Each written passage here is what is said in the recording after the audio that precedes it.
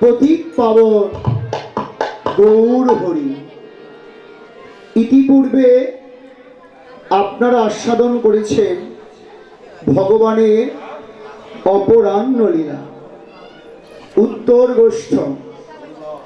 এখন আপনারা যে লীলা স্মরণে ব্রতী হয়েছেন, এই লীলার নাম ভগবানের রূপ অনুরাগ। এই লীলা স্মরণেই সেই ব্রতী হয়ে আছেন। এই লীলার বিষয়বস্তু কি? প্রত্যেকটা লীলার বিষয় থাকে, কেন লীলা হয়েছিল।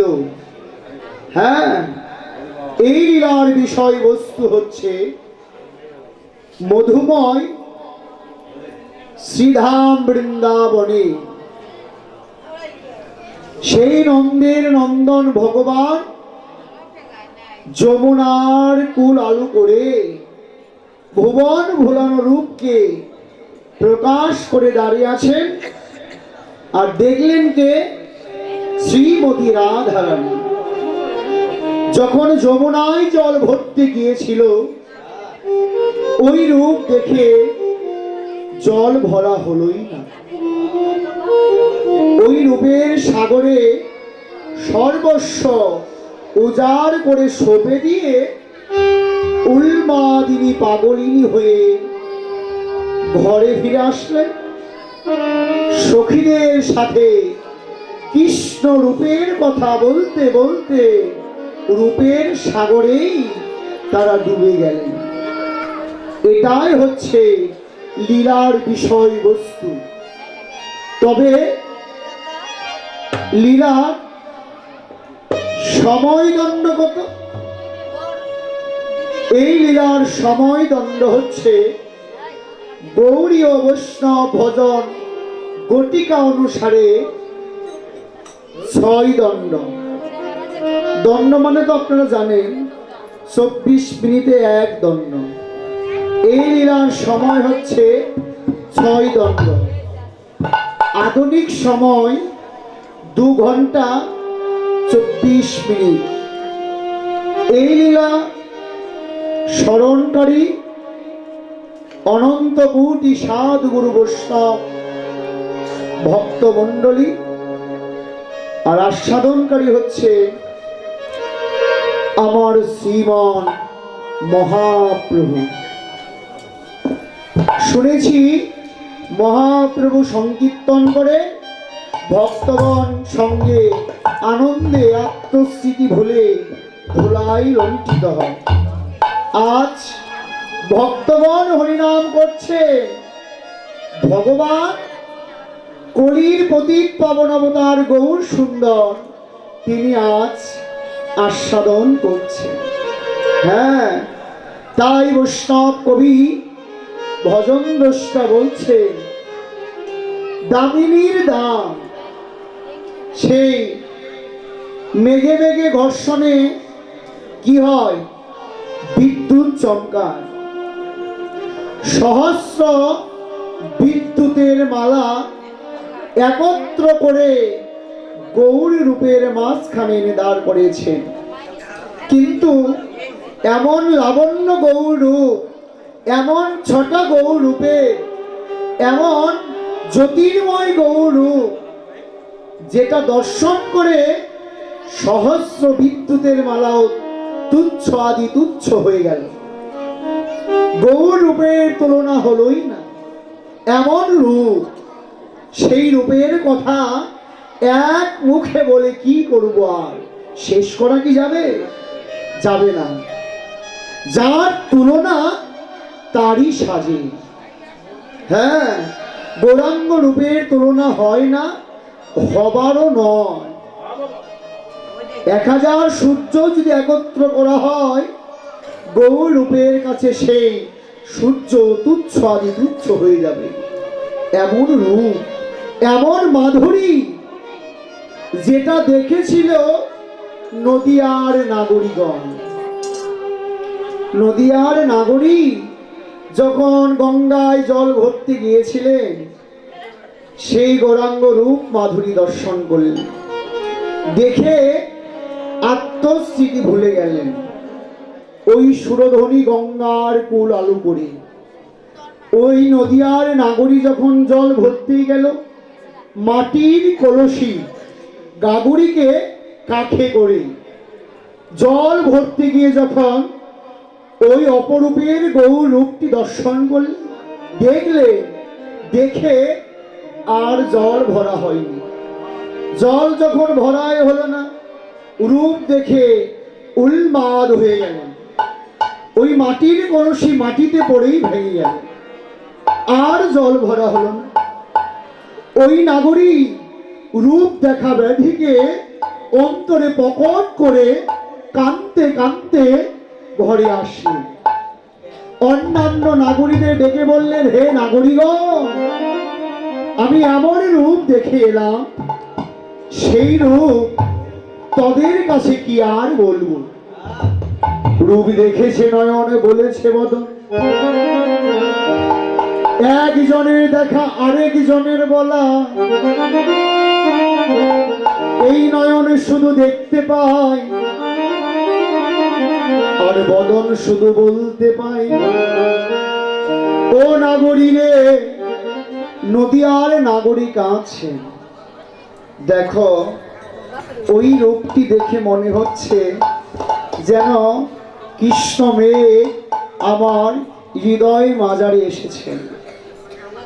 আর একমাত্র ভাবক যারা, তারাই ওই ভাবটি বুঝতে পারে। কিন্তু কৃষ্ণ প্রেমের তো এমনি ধারা। কেমন ধারা?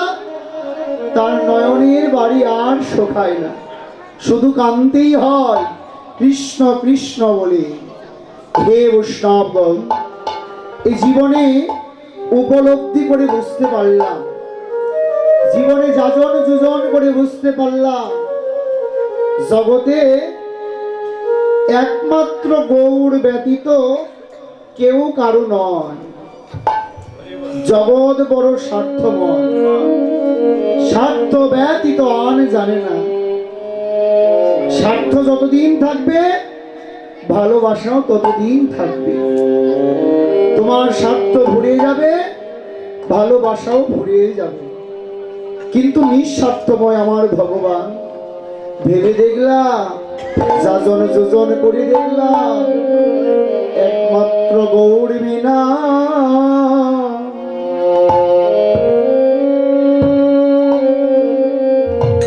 একমাত্র গৌর বিনা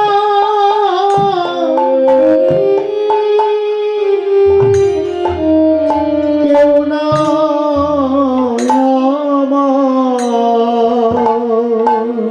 জগতে।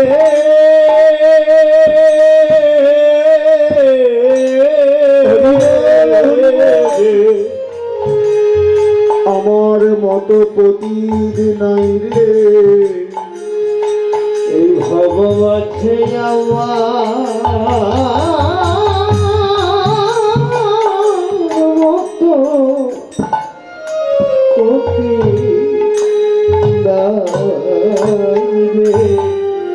বৈষ্ণবগণ, জীবনের হিসাব নিকাশ মিলালাম। সংসার ধর্ম কর্ম করতে করতে আমিত্ব সাগরে ডুবে, বিষয়ের মাঝে ডুবে কেমন করে আমার গোটা দিন কেটে গেল, কৃষ্ণ ভজনের আর সময় হলো না। কৃষ্ণ ভজনের সময় পেলাম না। যদি কৃষ্ণ ভজনের সময় না হয়, এমন দেবদুর্লভ মনুষ্য জন্ম পেয়ে, যে জন্ম পাবার জন্য দেবতাগণ আকিঞ্চন করে, আশা করে, লালসা করে, সেই দেবদুর্লভ মনুষ্য জন্ম পেয়ে যদি এই দেহ কোনো সেবাই না লাগে, যদি গৌর সেবাই না লাগলো, দেখা নাই যদি আপনাদের মতো ভক্তির চরণ সেবায় এই দেহটা লেগে যায়, তবু এই মানব জন্মের সার্থকতা নেমে আসবে। ভক্তির সেবায়ও যদি দেহটা লাগাতে পারি।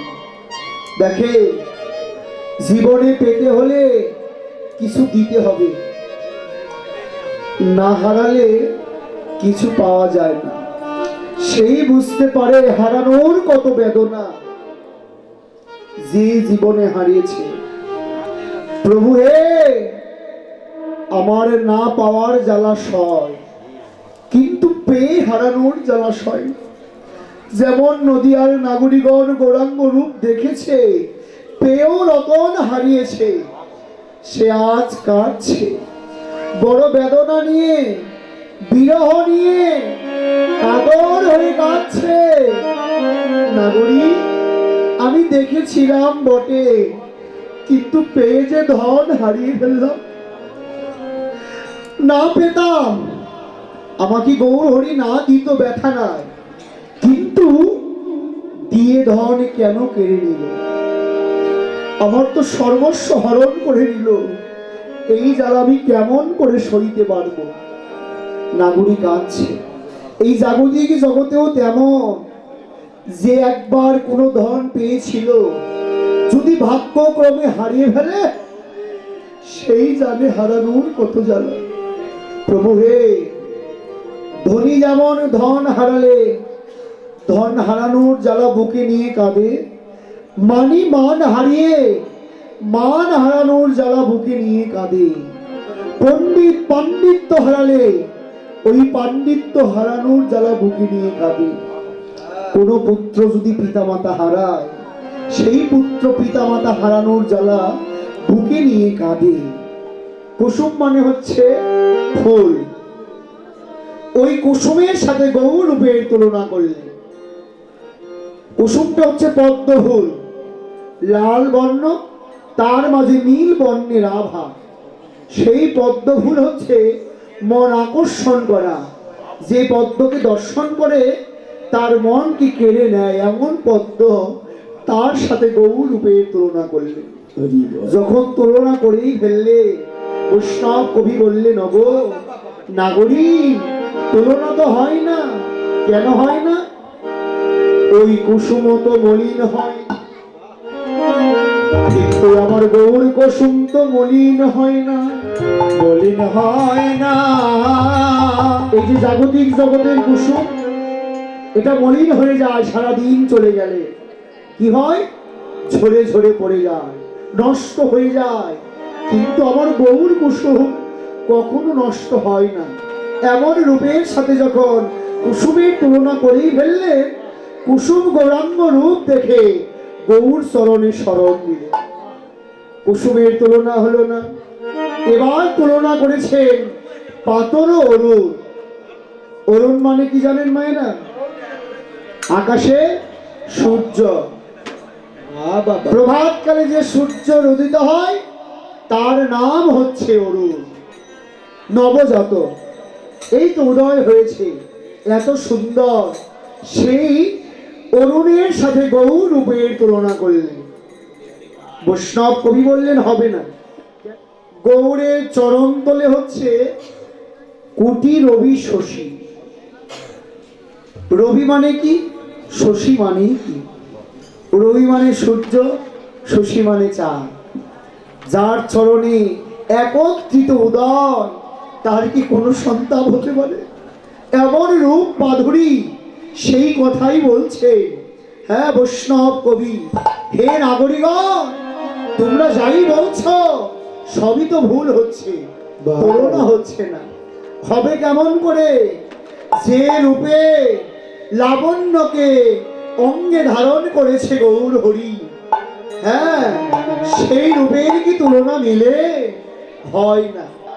এমন করে সেই বৈষ্ণব কবি বলছে, নদিয়ার নাগরিকগণ, এই রূপের তোমরা তুলনা মিলাতে পারবে না।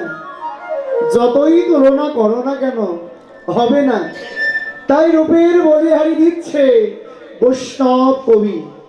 কিন্তু নদিয়ার নাগরিকগণ বলছে, ওগো তুমি যাই বলো না কেন, এই রূপের তুলনা আমরা আবার করব।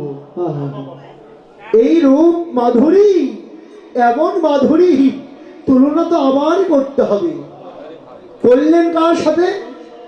সুধাকর মানে কি জানেন? জানেন আপনারা? হ্যাঁ, সুধাকর মানে আকাশে চাঁদ। চাঁদের সাথে যখন তুলনা করলেন, চাঁদ মনে মনে ভাবলেন আমি দেখতে কতই সুন্দর, আমার স্থান কত উঁচুতে। যখন পূর্ণিমা রজনী আসে, সবাই দেখার জন্য আমাকে ছুটে আসে ঘর থেকে বাহির হয়ে। তাহলে আমি দেখতে কতই সুন্দর। চাঁদের অহংকার এসেছে। দেখেন, চাঁদ জানে না চাঁদেও যে কলঙ্ক আছে। চাঁদে যে কলঙ্ক আছে চাঁদ নিজেও জানে না। দেখেন, কোনো পাত্র যদি ভেঙে যায়, তাকে যত জোড়া লাগানোই হোক, পাত্রের দাগ থেকেই যাবে। ওই চাঁদের যে কলঙ্ক আছে, ওই চাঁদ নিজেও জানে না। তাই গৌর রূপের মাঝখানে এসে দাঁড়িয়েছে। যখন ওই চাঁদ গৌর চাঁদকে দেখেছে, ওই চাঁদের মান অভিমান চূর্ণ বিচূর্ণ হয়েছে। কেননা এই জাগতিক জগতে যদি কেউ দেখতে সুন্দর হয়, তাকে দেখার জন্য যেমন অনেকেই দাঁড়িয়ে থাকে, দেখে এই মনোপ্রাণকে শীতল করবে, হৃদয়কে জোড়াবে। কিন্তু যার যতই রূপ হোক না কেন, এই রূপ চিরকাল টিকে থাকে না, একদিন নষ্ট হবেই হবে। তেমন করে ওই নদিয়ার নাগরী ওই চাঁদের সাথে গৌর রূপের তুলনা করলেন। তুলনা যখন করেই ফেললেন, ওই চাঁদ গৌর চাঁদকে দেখে ওই গৌর রূপে মন ভুলে গিয়ে ওই গোলক থেকে ভুলকে পড়ে ভেঙে 10 খণ্ড হয়ে গেল। এই ভুলকে পড়ে চাঁদ 10 খণ্ডে বিভক্ত হয়ে গৌর চরণে লোক হয়ে শরণ নিলেন। তাই তত্ত্বজ্ঞ বললেন কি, সেই নাগরিকগণ সোনার সাথে গৌর রূপের তুলনা করলেন। সোনা কি করেছেন? রাজগৃহকে পরিত্যাগ করে সোনা মনে মনে ভাবে আমি দেখতে কতই সুন্দর, কত মূল্যবান বস্তু, মূল্যবান ধাতু জগতে সবাই আমাকে অঙ্গে ধারণ করে, সুযতন করে রেখে দেয়। হ্যাঁ, তাহলে আমার মতো এমন সুন্দর তো জগতে কেউ হয় না।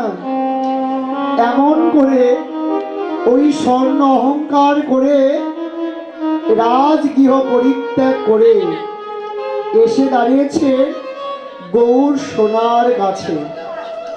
গৌর সোনার কাছে যখন দাঁড়িয়েছে, ওই গৌর সোনাকে জাগতিক জগতের সোনা যখন দেখলেন, দেখা মাত্রই তুচ্ছ আদি তুচ্ছ হয়ে গেল। সোনা কেঁদে কেঁদে বলে, হায় হায়, আমি যে অভিমান অহংকার করে এসেছি, আমার সর্বস্ব তুচ্ছ আদি তুচ্ছ হয়ে গেল। আমাকে তো কেউ জগতে পড়বে না যে একবার গৌর সোনাকে দেখে। ভগবানের ভগবত্ব হচ্ছে দুটি, একটি হচ্ছে ঐশ্বর্য, আরেকটি মাধুর্য। ঐশ্বর্য হচ্ছে সোনা, মাধুর্য হচ্ছে তুলসী। দেখেন, যে জগতে যত ধনী হোক, যত মানি হোক, যদি তার আদরের দোলার পুত্র ধন না থাকে, তাহলে তার যত ঐশ্বর্যই থাকুক, সর্বস্ব তুচ্ছ আদি তুচ্ছ হয়ে যায়। আর যে ভিখারি, পথের কাঙ্গাল, আমার ভগবানকে ভালোবাসে, সে প্রত্যেক দিন ভিক্ষান্ন করে ভগবানকে তুলসী দিয়ে নিবেদন করে, তার মাধুর্যের পুত্রকে সঙ্গে করে মহাপ্রসাদ আস্বাদন করে, জগতে কি তার মতো সুখী আর কেউ আছে? কেউ নাই। এই তো ঐশ্বর্যকে যদি মাধুর্যে ডেকে রাখা যায় তবে সেই ঐশ্বর্য গোবিন্দ সেবায় লাগে। আর ঐশ্বর্যকে যদি মাধুর্যে ঢেকে না রাখা যায় তাহলে ওই ঐশ্বর্য কোনো সেবায় লাগে না, এটাই শাস্ত্র বললেন। তেমন করে সোনার অহংকার হলো। যখন অহংকার হয়েই গেল, তুলনা হলো, সোনা এখন গাচ্ছে, আমাকে তো কেউ পড়বে না, এবার আমি কোথায় যাব? যেমন যদি কোনো কৃষ্ণ ভক্ত হয় সে কি করবে? সে কিন্তু তুলসীর মালাটাই কণ্ঠে পড়বে।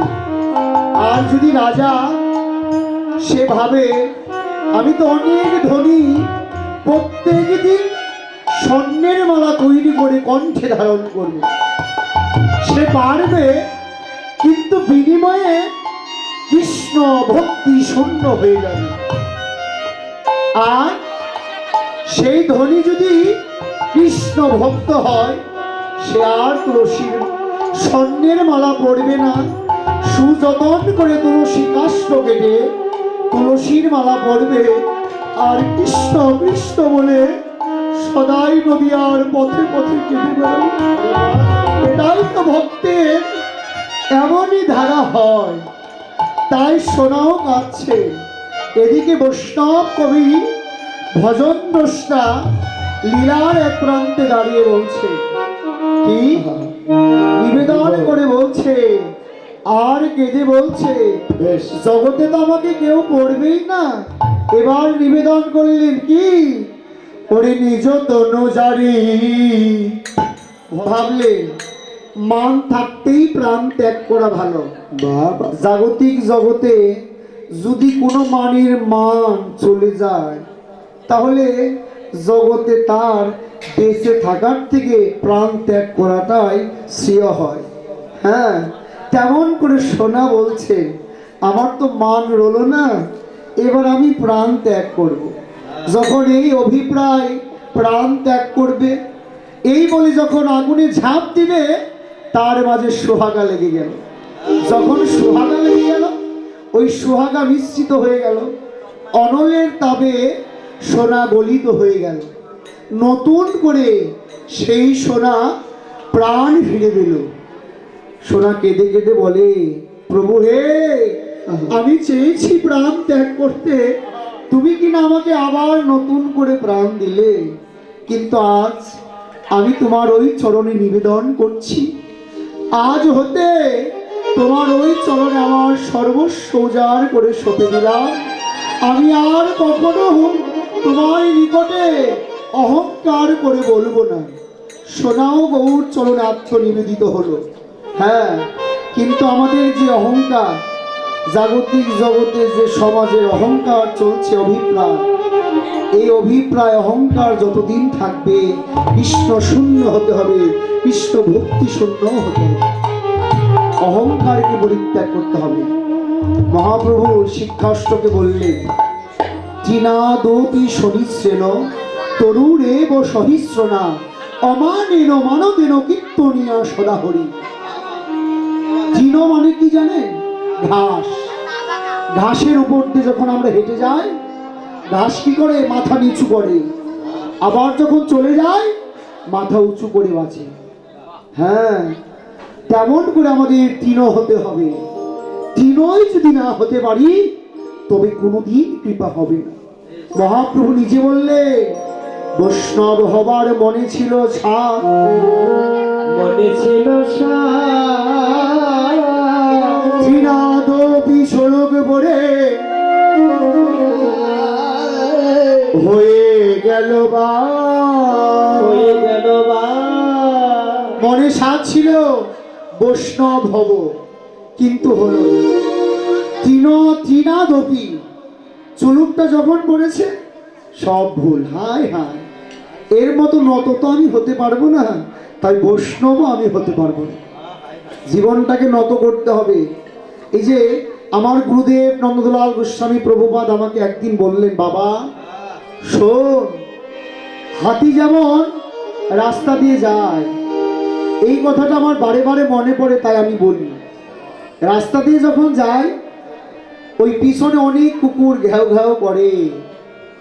হাতি কিন্তু বিনিময়ে ওই কুকুরের দিকে তাকায় না, উল্টো হয় না, তার ইচ্ছা সে গন্তব্যে যাবে, পিছনে কি হচ্ছে সেটা দেখবে না। যারা জাগতিক জগতে ভক্ত তারা পিছনে যাবে না, পিছনে কি হচ্ছে হোক সেগুলো সেদিকে লক্ষ্য করা যাবে না। লক্ষ্য একটাই, যে আমি কৃষ্ণ ভক্তি সঙ্গ করব, সাধু সঙ্গ করব, এই দেহটা ভগবত সেবায় লাগিয়ে দেব। এটাই হচ্ছে ভক্তির লক্ষ্য, উদ্দেশ্য। এটাই হতে হবে, তবেই কৃপা হবে, তা না হলে হবে না। যতই বলেন হ্যাঁ, তেমন করে স্বর্ণ অহংকার করলেন। শ্রীমতী রাধারানী ওই যমুনায় জল ভর্তি সাজের বেলা, সাজের বেলা যখন জল ভর্তি গিয়েছিল, জল ভরা হলো না। হবে কেমন করে? দেখলেন গোবিন্দ রূপ মাধুরী। হ্যাঁ, ওই যখন গোবিন্দ রূপ মাধুরীকে দর্শন করলেন, দেখে ওই রাধারানীর জল ভরা তো হলোই না, রূপার কলসিকে কাঠে করে যখন যমুনায় গিয়েছিলেন, ওই রূপার কলসি জলে হারিয়ে ফেললেন। ওই রূপ দেখে সব হারিয়ে ফেললেন। ওই গোবিন্দ রূপ দেখে কাঁদতে কাঁদতে ঘরে ফিরে আসলেন। ঘরে এসে দেখলেন উঠানে বসে আছে জটিলা। জটিলা বলে কি জানো? এই রাধারানী, বৌমা শুনে যাও, তুমি যে রূপার কলসি নিয়ে যমুনায় গেলে, সেই রূপার কলসি কোথায়? রাধারানী কিছু বলতে পারে না। বলবে কেমন করে? রূপ দেখে পাগল হয়েছে, উন্মাদিনী হয়েছে, শুধু কাঁদছে। জটিলা বলছে, ও বৌমা, তুমি কি পাগল হয়েছ? কাউকে দেখে এসেছ? বলো। রাধারানী কিছুই বলছেন না। কত কটু কথা বলছেন রাধারানীকে। এমন সময় রাধারানীর অন্তরঙ্গ সখীগণ ললিতা, বিশাখা, চিত্রা, চম্পকলতা, ইন্দ্ররেখা, তঙ্গবিদ্যা, সুদেবী, রঙ্গদেবী, অষ্ট সখী এসে দাঁড়ালেন শ্রীমতী রাধারানীর পাশে। বললেন, ও মা, আমাদের রাধারানীকে এমন করে কটু কথা বলছো কেন? এ তো আমাদের ভালোবাসার মানুষ। জটিলা বললেন, ললিতা, বলবো না কেন?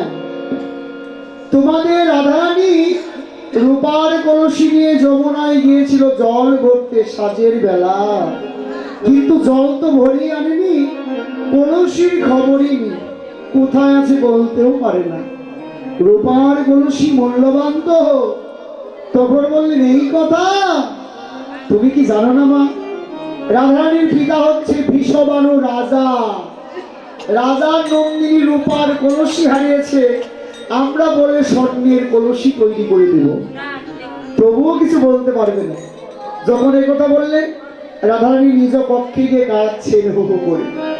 সখীগণ রাধারানীকে ঘিরে ঘিরে বসে বললেন, ও রাধে, তুই আজ এমন হয়েছিস কেন? উলমা দিবি কেন? বল। রাধারানী বলছে, মরমি, কি বলবো? রাধারানী বলছে, ওই গোবিন্দ রূপের তুলনা না, যার তুলনা একমাত্র সেই করতে পারে, আর জগতে কেউ জানে না, এমন রূপ মাধুরী। হ্যাঁ, ললিতা বলছে, এই যে তুই বলছিস, আমার তো স্বাদ দ্বিগুণ বেড়ে যাচ্ছে। যত বলছিস তত আস্বাদন করার স্বাদটা বেড়েই যাচ্ছে। আর একটু বল না। ললিতা যখন বলছে, রাধারানী বললেন, তোরা তো বলছিস, আর একটু বল। যত বলছি তোদের স্বাদ বেড়েই যাচ্ছে, কিন্তু আমি কি বলবো বল। রূপ দেখেছে নয়ন, বলেছে বদন, একজনের দেখা আরেকজনের বলা। নয়ন শুধু দেখতে পায়, বদন শুধু বলতে পায়। তাই নয়নের তো বাক শক্তি নাই যে সে বলবে, আর বদনের তো দেখার মতো শক্তি নাই সে দেখবে। তাই একজনের দেখা আরেকজনের বলা। সখীরে, বিধাতা বড় অরসিক, তার রসবিধ নাই। যদি রসিক হতো তবে আমাকে একটি নয়ন করে জন্ম দিত না। ললিতা বললি, রাধে তোর একটি নয়ন হলো কেমন করে? আমরা দেখতে পাচ্ছি তোর দুটি নয়ন। তুই দুটি নয়ন দিয়ে গোবিন্দ রূপ দেখেছিস, আর তুই আজ কিনা বলছিস একটি নয়ন দিয়ে দেখেছি। এটা মিথ্যা কথা বলছিস না তো? রাধারানী বললে, ললিতা রে, আমার দুটি নয়ন বটে, নয়ন বটে। ওই দুটি নয়ন দিয়ে যখন গোবিন্দ রূপ দেখতে চাই, দেখতে চাই, কিন্তু আমার নয়নে তো পলক পড়ে যায়, পলক পড়ে যায়। আমার মনে হয় আমি এক নয়ন দিয়ে গোবিন্দ রূপ